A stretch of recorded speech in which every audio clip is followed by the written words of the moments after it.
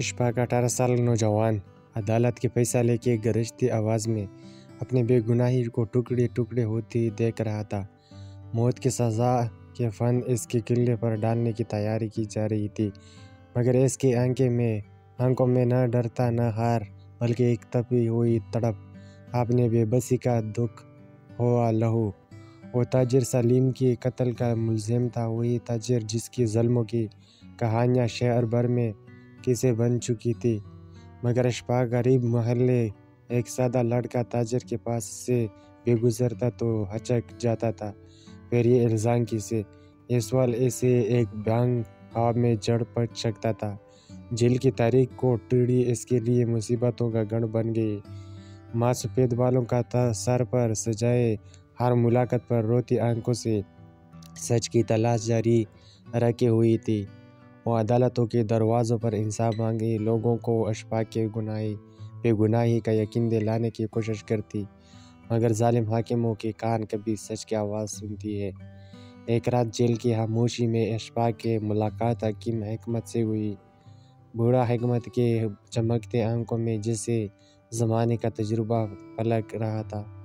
अशफाक ने अपनी कहानी सुनाई तो हिकमत ने कहा, बेटा सच छुप नहीं सकता, इसको तलाश करने की ज़रूरत है। असल मुजरिम को सामने लाओ, वही तुम इंसाफ दिलवा सकता है। ये एक जुमला अशफाक के लिए उम्मीद के कारण बन गया। जेल में ही रहते हुए इसने ताजिर के महल के अंदरूनी हालात डालना शुरू की। कैदों से मिलकर और गपशप सुनकर इसने एक नया हरबा बनाया। इससे पता चला कि असल मुजरिम ताजिर का ही करीबी था, जो इसकी दौलत हतान के लिए इसे मारना चाहता था। महीनों के हफ़ की जदोजहद के बाद दोबारा समाअत का दिन आया। अदालत में नदानाती खामोशी में अशफाक ने अपने जमा की हुई शवाहिद पेश किए। इसने अपने बात को यकीनी बनाने की भरपूर कोशिश की, मगर सबूत न होने की वजह से जज ने इसकी बात को नज़रअंदाज कर दिया।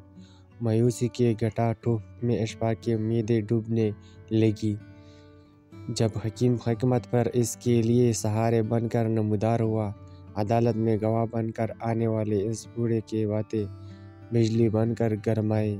इसने असल मुजरिम के बारे में जो कुछ सुना था बताया, इसके खिलाफ सबूत पेश की। हिकमत की गवाही ने अदालत का नक्शा ही बदल दिया।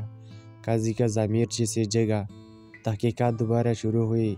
आखिरकार असल मुजरिम गिरफ्तार कर लिया गया। अदालत ने अशफाक को बेगुनाह करार दिया।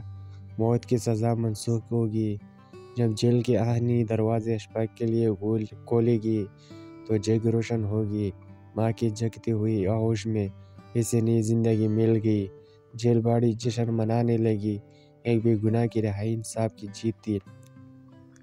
अशफाक ने जेल से सीखा था कि सच कितनी ही ताकतवर चट्टानों के नीचे दबा हो, लेकिन एक दिन अपनी राह खुद बना लेता है।